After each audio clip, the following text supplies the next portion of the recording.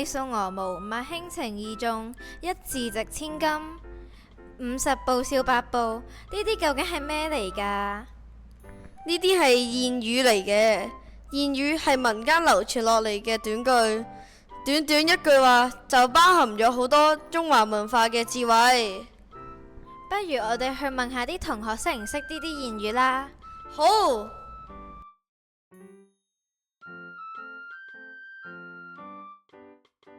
你知唔知50步笑百步係點解呢？我覺得50步笑百步真係有50步，跟住有100個笑話，真係好多個笑話。咁同學，你又覺得50步笑百步係咩意思啊？我覺得50步笑百步嘅意思係50個笑話笑100次。同學，你哋知唔知道50步笑百步嘅意思係乜啊？我覺得50步笑百步嘅意思即係可能就係50部電影笑咗100次，就代表講50部電影真係好搞笑。咁同學，你又覺得50步笑百步嘅意思係咩啊？可能呢係話緊你一個人呢，諗住呢今日呢係要行50步嘅，但係呢因為呢佢行到10步嘅時候呢已經好攰啦，所以呢就呢少咗好多步都未行。同學，你知唔知道50步笑百步嘅意思係咩啊？可能係行咗50步之後笑咗100步。咁同學，你又覺得50步笑百步係點解啊？100步裏邊行咗50步。你哋都可以喺屋企諗下50步笑百步嘅意思係咩㗎？50步笑百步嘅意思就係明明自己同他人有相同嘅錯誤，明明相差唔大，但係仍然取笑他人。我哋就一齊睇下關於呢個諺語嘅故事啦。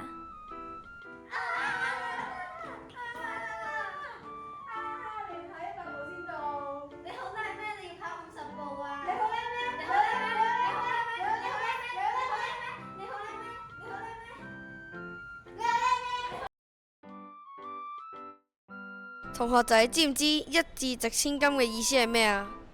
我覺得一字值千金即係一粒字值1000個金。咁你又知唔知道一字值千金又係點解啊？我覺得係一隻字值1000蚊。同學仔知唔知一字值千金嘅意思係咩啊？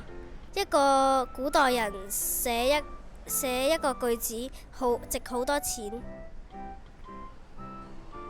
咁你又知唔知道點解呢？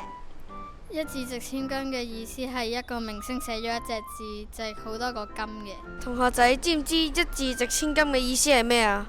一個字係用金做嘅。咁你又知唔知一字值千金又係點解啊？一個字值1000蚊。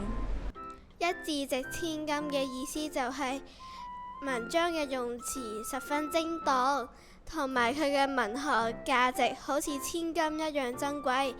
諺語裏面包含咗黃金同埋文字，咁佢究竟係同文字定係黃金有關嘅呢？我哋一齊睇下啦。我係呂不韋，邊個可以指出呢本書嘅錯處？我就獎勵黃金1000兩。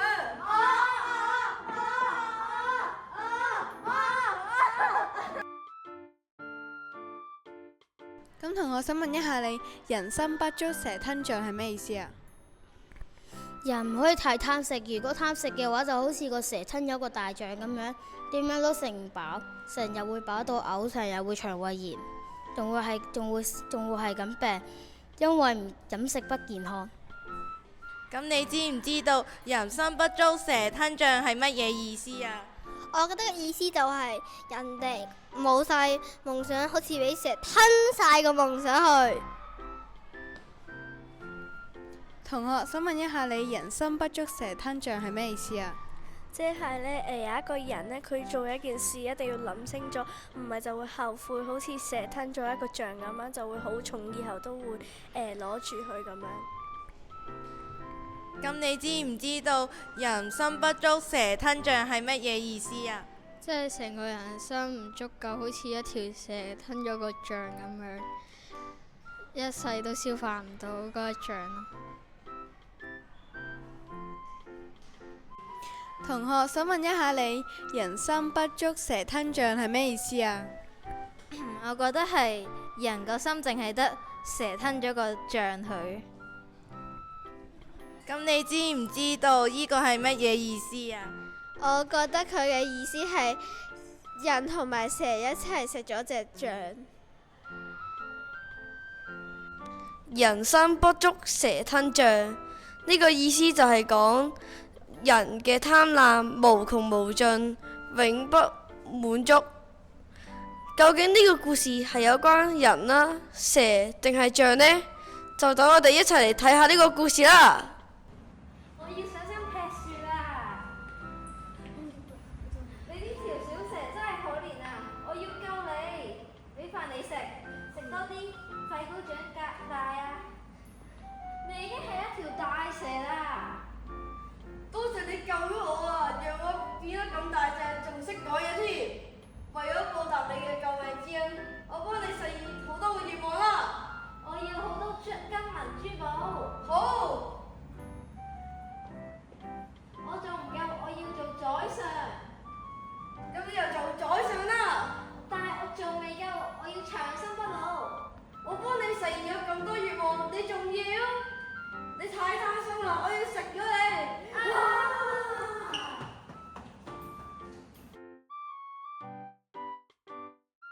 同學，你知唔知道千里送鵝毛，物輕情意重係咩意思啊？一個羽毛度有好深嘅愛意送俾另外嗰個情人。同學，咁你知唔知道千里送鵝毛，物輕情意重係點解啊？我覺得呢喺千里嘅送過嗰度呢好大霧，物輕呢就喺嗰度。同學，你知唔知道千里送鵝毛，物輕情意重係咩意思啊？即係有好多個鵝毛喺地下，但係不過你就唔可以掂，因為裏邊有毒。同學，咁你又知唔知道千里送鵝毛，物輕情意重又係點解呢？即係呢，有一個人呢就去到好遠呢，想送一啲鵝毛呢俾佢嘅朋友。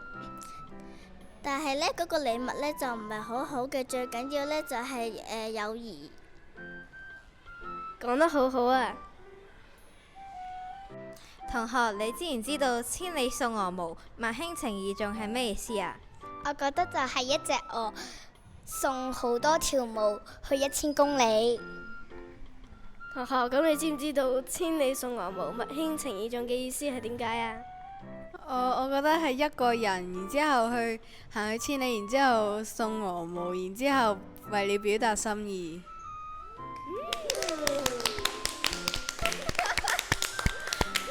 千里送鵝毛，物輕情意重。佢個意思就係禮物雖輕，但情意深重。咁佢個故事到底係同鵝有關啦，定係同鵝毛有關呢？咁就等我哋一齊睇落去啦。相傳喺唐太宗時期，國君為咗向大唐國示好，派使者送咗一批珍奇異寶去見唐太宗。當中最珍貴嘅寶物就係白天鵝啦。路上，使者對天鵝呵護備至。某一日，使者喺湖邊休息嘅時候，有人打開了籠，令到白天鵝到湖邊飲水。點知白天鵝飲完水之後就飛走咗啦。使者衝上前捉住天鵝，但只能夠捉住佢嘅羽毛。天鵝最後飛走咗，使者只好將白布包好鵝毛，再喺白布上面題咗一首詩，解釋返事情嘅經過。唐太宗讀完呢首詩之後，唔單止冇怪罪呢位使者，反而欣賞佢，覺得佢為人真誠老實。哦，我明白晒啦，原來諺語入邊有咁多智慧同學問㗎。其實除咗頭先嗰4句諺語之外，日常生活中都有唔同嘅諺語，就等大家去發掘啦。齊齊學言語，多謝大家。